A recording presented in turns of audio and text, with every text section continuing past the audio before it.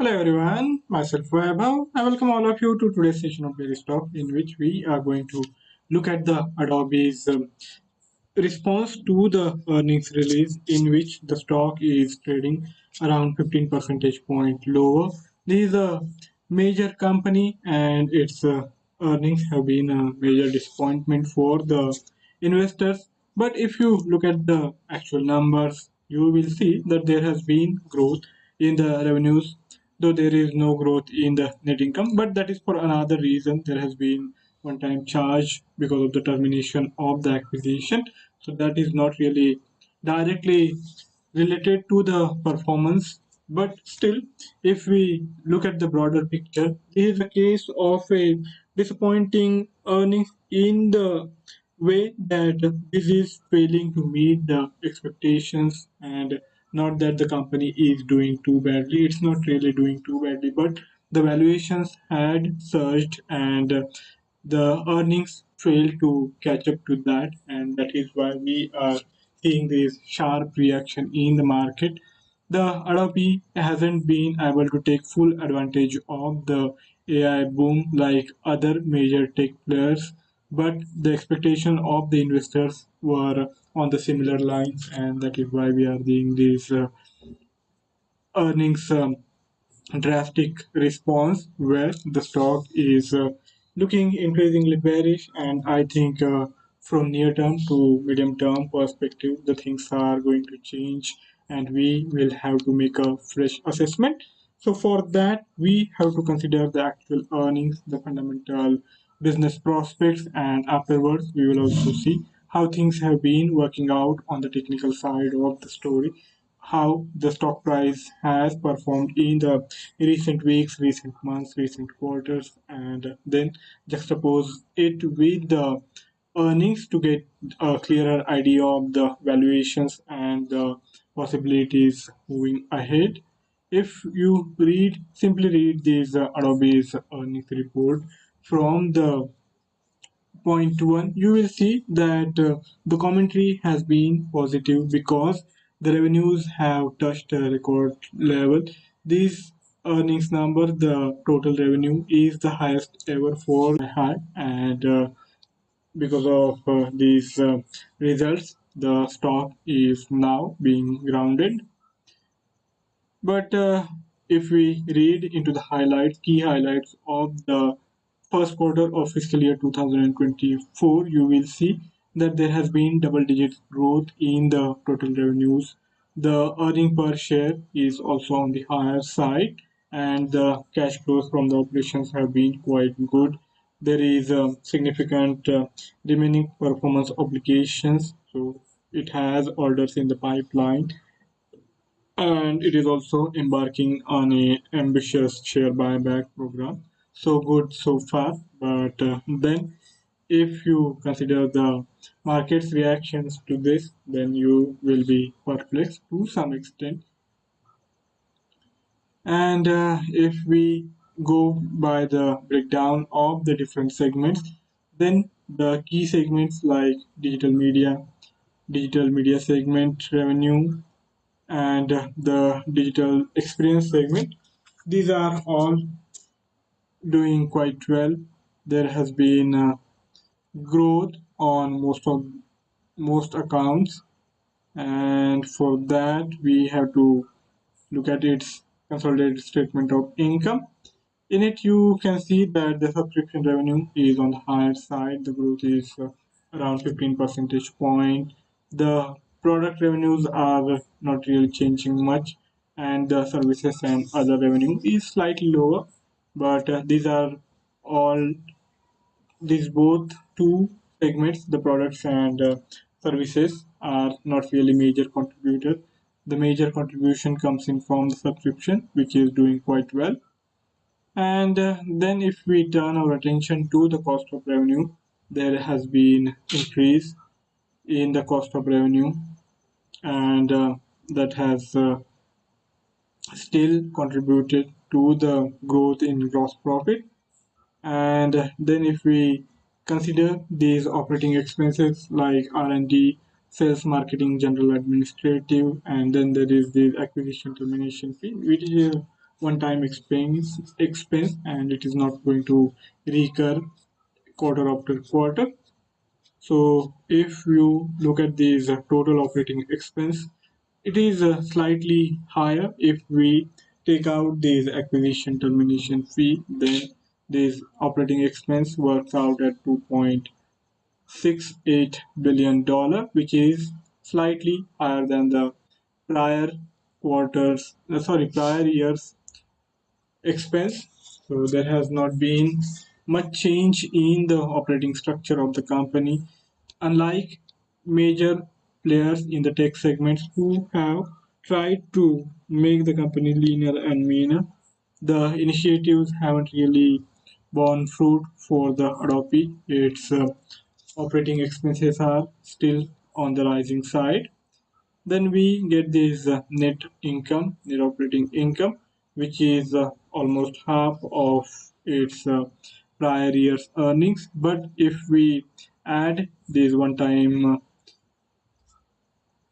termination fee, then this net income jumps to $1.6 billion, which is also going to be a good number, and it will indicate the growth in the company's business prospects. So here we have the company which is growing, it is doing well, and in the next quarter it is likely to continue growing. Only the pace of growth is not that high, and that is one key reason why the stock is performing the way it is performing. If we consider the cash flow statement, you will see that the company is sitting on a good cash pile at $6.2 billion, which is now almost 1 billion less than what it was at the beginning of the period, and that is because it has gone for the repurchase of common stock, on which it has spent $2 billion, and as a result of that the financing activity have used the cash of $2.1 billion. Apart from that, the things are on the brighter side for the company. The key takeaway from this earnings report is that on the performance side, the company is doing decently well. That is not much in doubt. Only thing that is in doubt is whether the company's valuations justify these expectations or not. And as many of the market participants felt that the valuation of the company had risen too early, too fast. So we are seeing now this correction. If we look at its performance since the last year's May, it had at one point in time almost doubled, and now it is on the lower side towards the levels on which it started in the last leg of rally. On these levels close to 500, it had spent 4 to 5 months, and after that long consolidation, it had finally gathered steam and started to make higher highs and higher lows. Now that seems to be changing because we have a fresh low in place, and after this swing low, it had already broken this price formation of higher highs and higher lows.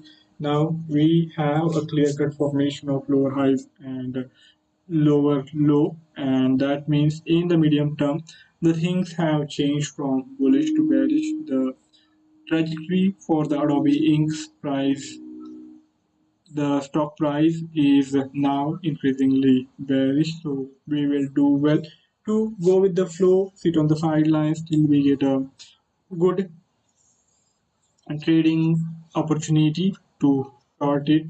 Now this is a clearly a sale on rally stock, and for us the key price level is going to be closer to this prior swing high, which is rather far away at the current juncture. So that simply means that we are in a no trading zone for at least next couple of sessions, and afterwards we are likely to get clarity on the possibilities, new possibilities. In the short term, the price formation is on similar ground. It had declined since the start of January, and in Feb it remained bearish while consolidating in a narrow range. Now, after the earnings release, it had given up on all these support areas and established a fresh swing low. So that means if it continues to hover below this prior swing low, which is there around 530, it will be a good opportunity to go short on it in coming weeks. So watch out for the price formation over next couple of sessions in the first half of next week. And if it doesn't really rise much and continues to decline with bearish bias close to this 500 price level and below 530, 540, we can be fairly confident of a fresh leg on the lower side and try to profit from that possibility. On the medium term, I have already talked that now the price formation is more favorable on the bearish side than the bullish side, and it is not really a long time back that we used to say that this is the stock which should be bought on dips. Now that is behind us, and it is a sale on rally stock now. On the longer term, the price formation is also slightly tilted to the bearish side. It had a fresh swing low in place, so lower low was there. Now we have this lower high in place. So from the longer term perspective also, things are looking increasingly bearish, but still for a full-fledged bearish outlook, I feel that we will need to allow at least couple of weeks for it to consolidate and hold close to or below this prior swing high, and if it continues to consolidate anywhere around 500 and doesn't really rise beyond 600 in coming weeks, then I feel after a month or two we can have a big opportunity to go short on these Adobe stock from the longer term perspective also, and expect it to eventually drop below 400, and maybe 300 can also be anticipated, but that is still some distance away. That is quite a distance away, and it will be too early to say. But that possibility is emerging, and all of it will depend on how the price action plays out over next month or two, and after that I feel we are likely to have much more clarity on these Adobe stocks price formation from the longer term. So on all these three time frames, from short term to the long term, the things are increasingly looking bearish, and all we need to do is keep an eye on the stock price performance and keep looking for the sale on rally approach. And in course of time, I am quite confident that you will get optimum trades in the Adobe stock. So that's all from my side for today's session of the daily stock, in which we considered the Adobe earnings release, post which it has sank, and it is not really showing any signs of reversal on these lower levels, and I am of the view that this bearishness is likely to prevail, and it will be futile for us to look for the opportunities to go long, to buy and invest in it at the current juncture. And from the longer term perspective also, after a month or two, and maybe it might even take some more time, but if it doesn't really rise past prior swing high, the immediate swing high, then we have more reasons to believe in the possibility of a fresh move on the lower side. So that's all from my side for today's session. If you have any query or any idea to share, do write to me in the feedback and I'll be more than happy to take the discussion forward.